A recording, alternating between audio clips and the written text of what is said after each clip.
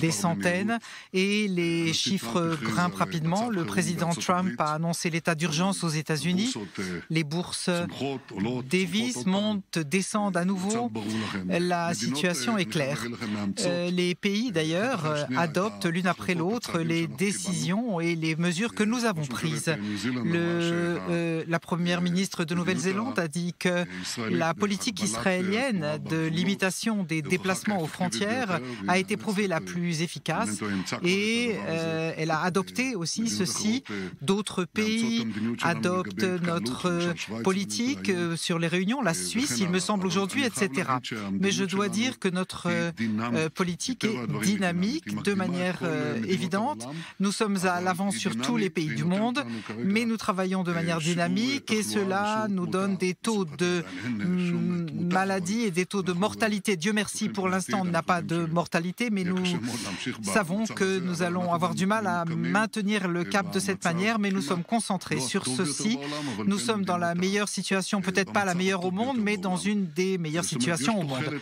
Donc, il y a des résultats à nos efforts. Ce que nous avons fait en tant que gouvernement et aussi vous, citoyens, grâce à votre discipline, nous sommes dans une meilleure situation que la majorité des pays du monde. En Israël, nous considérons tout cet événement comme un événement en cours parce qu'il est vraiment en plein développement. La maladie change, nous apprenons la maladie au fur et à mesure. Je suis en rapport avec des dirigeants, nos équipes scientifiques du ministère de la Santé et les autres sont constamment en contact avec leurs homologues.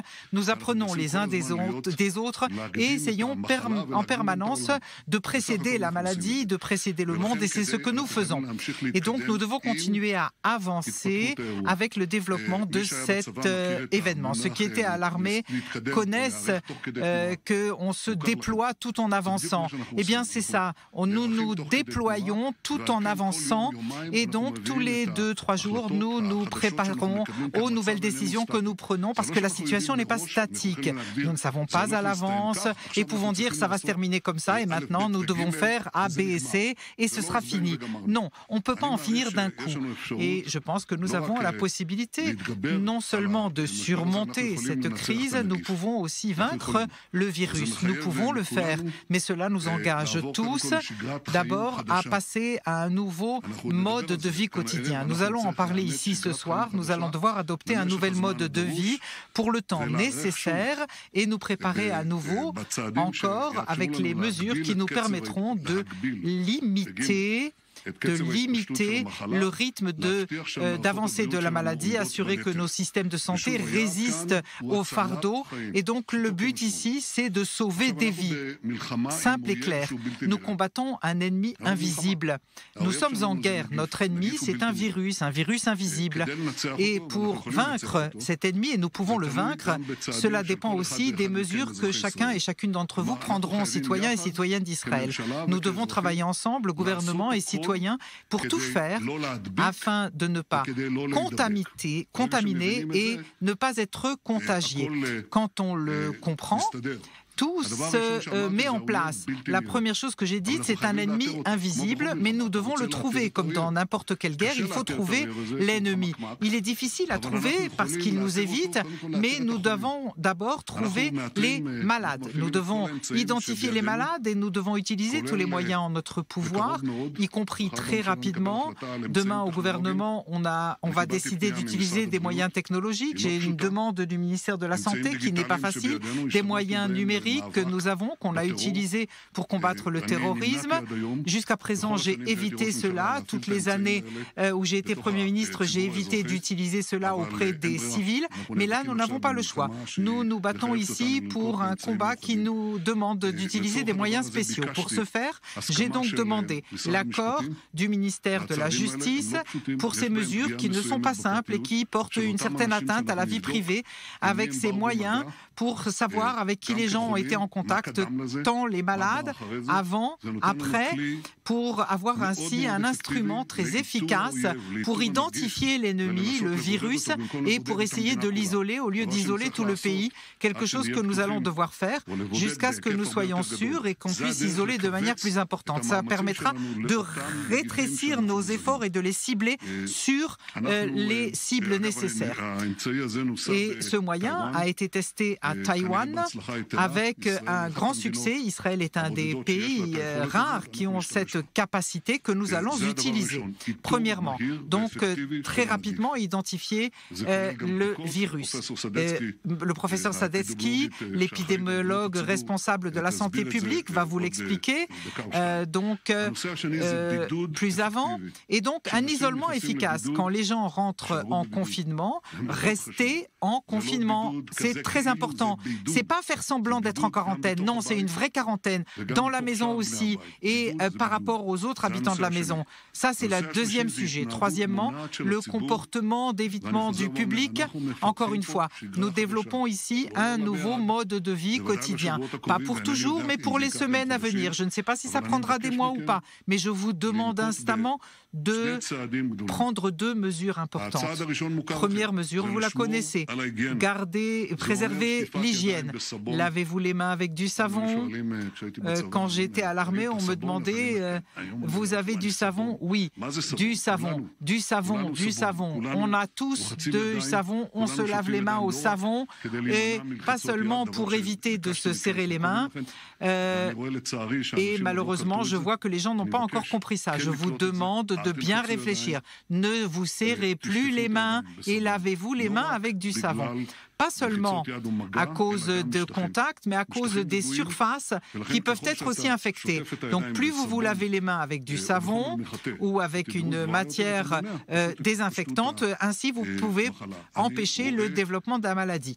Et je vois de manière incroyable des gens qui viennent et qui s'embrassent dans des rencontres, se font des bisous en disant « ça ne m'arrivera pas à moi ». Non, je vous garantis que le virus ne distingue pas les gens, qu'ils soient tristes, gays, juifs ou non juifs, et je le dis aussi au public arabe. Il nous faut changer de comportement et préserver l'hygiène, c'est essentiel, numéro un. Deuxièmement, et nous le rajoutons ici ce soir, et de là découlent beaucoup des directives qu'on va donner. Préserver les distances. Je vous ai déjà montré cette image, je pense que vous la connaissez déjà et que vous ne l'oubliez pas. C'est cette émission de gouttelettes de salive qui permet au virus de se propager, donc préserver une distance de 2 mètres, de tout éternuement ou respiration, c'est très difficile de garder 2 mètres de distance. Je le sais, je le fais ici et ça n'est pas facile. 2 mètres de distance à préserver le plus possible. Cela nous donnera la possibilité d'arrêter la contagion. Rappelez-vous, nous ne savons pas où est le virus là où il se trouve. Même si nous le décelons, nous ne savons pas vraiment toujours. On en saura certainement plus que dans beaucoup de pays après l'utilisation de ces moyens, mais on n'aura jamais toute l'information.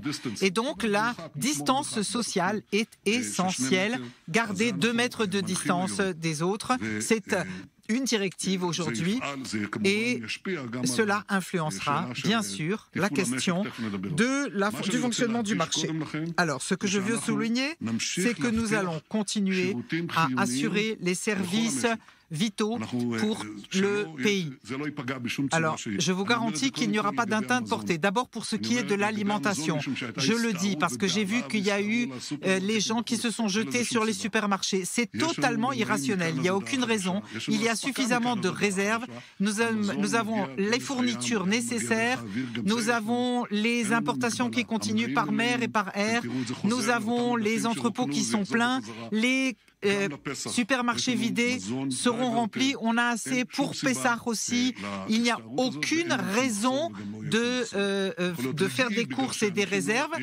Il n'y a pas de manque. Les gens ne le croient pas, mais ils vont finir par le croire. Je vous garantis que les supermarchés vont continuer à fonctionner et il y aura de quoi se nourrir. Deuxièmement, les médicaments ne manqueront pas non plus. Nous avons des réserves. La fourniture sera assurée. Les pharmacies continueront à fonctionner.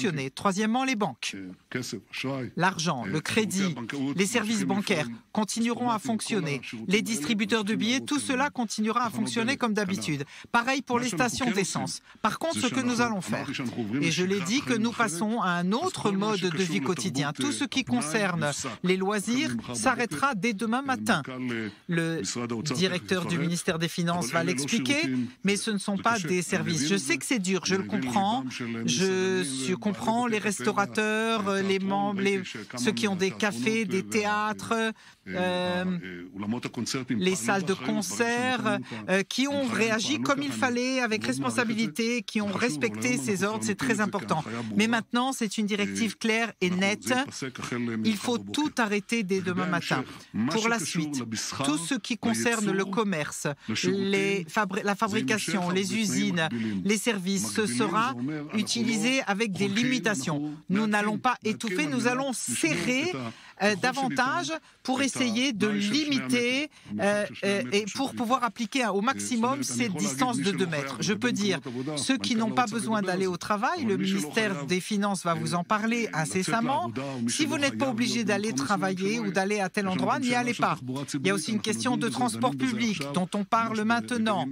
Et ces jours-ci, si vous n'êtes pas absolument obligé d'aller au travail, de sortir en déplacement, il faut limiter au maximum les contacts entre les personnes. Nous avons donc d'un côté les tests, les technologies numériques pour essayer d'isoler le virus, mais aussi pour vous isoler du virus de diverses façons possibles. Je pense que nous allons continuer à être à l'avant-garde du monde pour ce qui est le combat contre le virus. On en est déjà là, mais il faut continuer à préserver cette place. Nous devons travailler ensemble de concert. C'est d'abord et avant tout, tous les citoyens, tous les habitants, tous ceux qui m'entendent maintenant doivent œuvrer selon ces directives et nous obtiendrons et nous arriverons à l'objectif. J'aurai autre chose à dire plus avant, mais je vais demander d'abord au professeur Sigal Sadetsky, responsable de la santé publique. Sigal, s'il vous plaît, c'est à vous maintenant.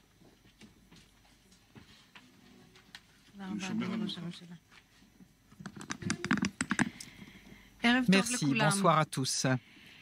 Nous nous mesurons à un virus qui passe d'un être humain à l'autre. La contagion, c'est entre les personnes. Et la meilleure stratégie que nous ayons pour empêcher la contagion, pour éviter la contamination, pour ralentir cette maladie, comme nous le disons tout le temps, c'est empêcher la contamination.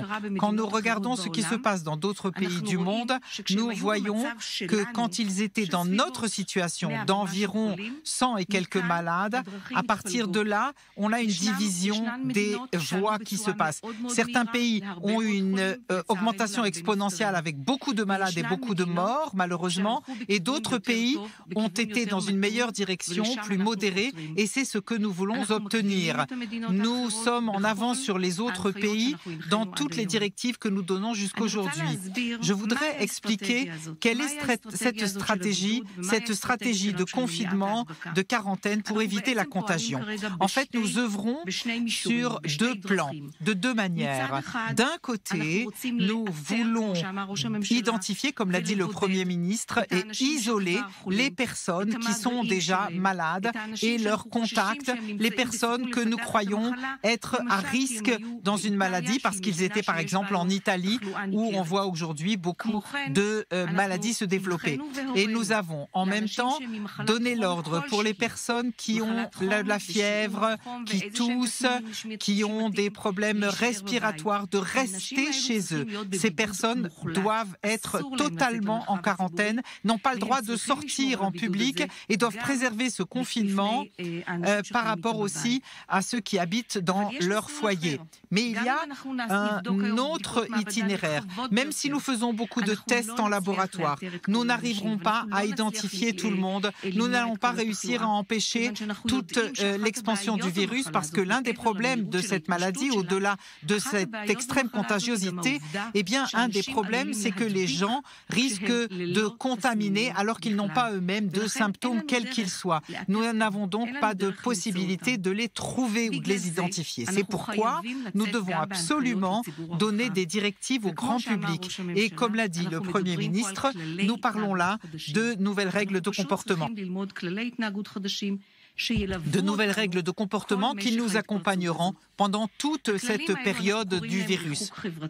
Donc, l'isolement social, et c'est assez simple en fait, mais c'est difficile à réaliser. D'abord et avant tout, il s'agit de cette règle des 2 mètres. Distance de 2 mètres, comme nous l'avons dit, c'est la distance qui nous assure de ne pas être dans la zone de ces gouttelettes du virus.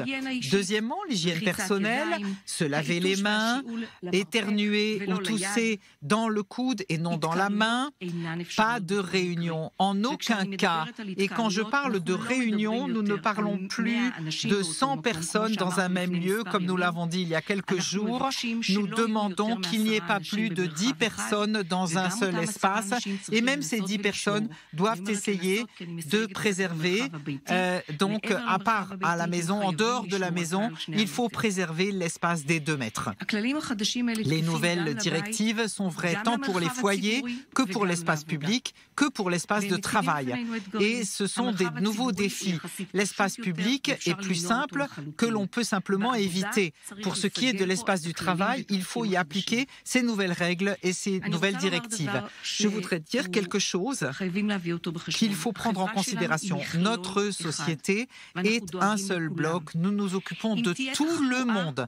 S'il y a une maladie qui s'étend, ce sera pour toutes les strates de la population. Ce ne sera pas pour telle ou telle population et pas une autre. Nous nous occupons des jeunes enfants, des personnes âgées, des vieilles personnes. C'est vrai aussi du point de vue de la santé, du point de vue social, du point de vue moral. C'est vrai pour tous les points de vue. Nous devons préserver la société dans son ensemble et dans toutes ses ramifications.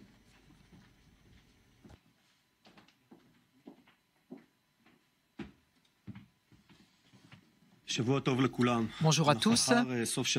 Nous sommes après un week-end de beaucoup de débats sous la direction de Moshe Kahlon, le directeur de la Banque d'Israël, le directeur du ministère de la Santé, Siman Tov, et nous travaillons jour et nuit pour essayer de réduire cette épidémie. Ce dernier week-end, nous avons réfléchi aux mesures que nous devons prendre selon les demandes du ministère de la Santé d'un côté, en limitant de manière importante, mais tout en essayant de permettre au marché de continuer à fonctionner. Et d'un autre côté, continuer à fournir tous les services nécessaires, comme l'a dit le Premier ministre, depuis l'alimentation jusqu'aux pharmacies et les médicaments. Et je dis à tous les citoyens, nous avons des réserves, tout ce qui est nécessaire pour les mois à venir. On a vu les supermarchés envahis aujourd'hui. C'est dommage. Vous vous mettez en danger, vous faites la queue, c'est dangereux, il n'y a aucune raison de le faire. Je vous garantis qu'il y a suffisamment de réserves. Essayez de ne pas faire ce qui n'est pas nécessaire de faire. Il y a suffisamment de réserves d'alimentation et médicaments. Alors, il a été décidé, après les discussions de cette semaine, donc les jardins d'enfants vont être fermés, ainsi que les crèches dès demain matin, ainsi que les écoles qui étaient prévues déjà.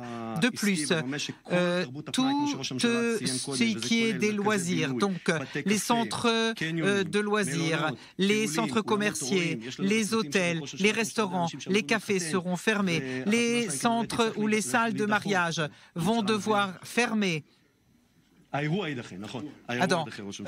Il faudra remettre ce genre de fête. Les salles de gym, les salles des fêtes, tout sera fermé. Toute notre activité de loisirs devra être limitée. Nous devons changer notre mode de vie pour un moment et en même temps préserver le marché. Dans ce cadre-là, le secteur privé fera les choses suivantes. Nous n'allons pas fermer le secteur privé et je sais, j'ai vu que on a dit qu'on qu'on allait étouffer le marché, c'est faux. Nous demandons par contre tous les directeurs généraux des sociétés et les directeurs de tout le secteur privé, le patronat est venu, on en a discuté et on a discuté avec tous les représentants des syndicats pour essayer de limiter au maximum possibilité de travailler depuis la maison, le plus possible d'employés qui travaillent depuis chez eux pour qu'il y ait le moins de présence possible sur les lieux de travail. Nous avons demandé à respecter cette règle des distances de 2 mètres, limiter au maximum les réunions multipartites et tout cela que nous faisons n'est pas naturel, nous le savons, on n'y est pas habitué, mais nous devons absolument changer notre mode de vie. Merci et bonne fin de semaine. Non, pardon, bonne semaine en fait. Merci beaucoup. Nous allons utiliser tout ce que nous avons en notre pouvoir. Nous parlons avec l'armée, le ministre de la Défense, ce qui est de la défense de l'arrière. Donc nous avons des modèles mathématiques et des choses qui étaient prévues de longue date pour essayer d'arriver à un équilibre entre les besoins vitaux et prioritaires de la santé pour préserver la vie, tout en changeant le quotidien, mais en préservant aussi les bases de l'économie. Le directeur de la Banque d'Israël, le ministre de l'économie et des finances œuvrent de concert pour qu'il y ait le moins d'atteintes possible du marché. Mais nous sommes actuellement en plein événement exceptionnel. Ce n'est pas qu'on ne peut pas prendre de décisions, nous prenons les décisions au fur et à mesure en y réfléchissant pour amener à un résultat plutôt positif que négatif. On peut parfois aussi arriver à des problèmes économiques qui porteraient atteinte à la santé. Donc pour l'instant, il s'agit de trouver l'équilibre. Pour pouvoir faire ceci, nous devons bien comprendre que nous pouvons arriver à des situations difficiles. Je peux vous dire que ça peut aller pire, ça peut être encore pire, et j'espère qu'après, ça ira mieux. Pour ne pas arriver au pire, nous avons besoin de moyens. Je dis avec plaisir que jusqu'à présent, nous sommes restés dans le cadre budgétaire. Et ça ne va pas rester en l'état, je peux vous le garantir, parce qu'il va falloir investir beaucoup d'argent. Vous voyez ce qui se passe dans d'autres pays. Et ceci nous oblige à avoir un budget spécial pour la situation spéciale et prendre des mesures nombreuses auxquelles nous réfléchissons. C'est très difficile de prendre des décisions comme ça dans un gouvernement intérimaire. J'ai appelé hier un gouvernement d'urgence nationale dont nous avons absolument besoin. Nous ne pouvons pas revenir à des élections, c'est pas possible et c'est impossible et c'est de toute façon indésirable. Nous devons maintenant stabiliser Israël avec un gouvernement d'urgence nationale. Je m'adresse à tous mes collègues, à Victor Lieberman, Benny Gantz, Amir Peretz. Je les appelle à venir et se joindre à cela, à nos efforts. Nous pouvons conclure des accords de coopération pour répartir les responsabilités et les devoirs. On ne demande pas aux gens de porter juste le fardeau sans avoir leur mot à dire. Donc, je m'adresse de manière ouverte et responsable. Je sais que vous savez déjà que nous sommes dans cette situation. Ce n'est pas une question de faire des histoires politiques ou des caprices politiques. Vous voyez ce qui se passe dans le monde. Vous comprenez que nous sommes là dans une crise mondiale comme on ne l'a pas connue depuis 1918. Depuis 102 ans, nous n'avons jamais connu quelque chose d'aussi grave. Et donc, je vous demande votre coopération. Nous sommes prêts dès ce soir à en parler, à régler cela, à le faire. Et donc, je vais demander à tout le monde de faire preuve de la responsabilité nécessaire aujourd'hui et de laisser de côté tout cynisme, toute remise en doute ou en cause pour œuvrer de concert. Je dois d'ailleurs dire, pour ce qui est de la question des lieux de travail, tout directeur décidera selon ses réflexions qui faire venir au travail. Pour les déplacements, c'est une décision personnelle, mais chacun va décider qui est nécessaire sur les lieux de travail. Et nous allons nous occuper aussi du côté économique de cela. Cette décision, nous allons en parler plus avant demain.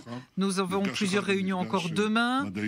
Une réunion scientifique que nous aurons demain dont j'ai parlé. Une deuxième rencontre demain avec les rabbins que je veux entendre aussi. J'espère qu'ils m'écouteront aussi. Une troisième réunion pour certaines vérifications et nous travaillons 24 heures sur 24 autour de cette question. Œuvrons ensemble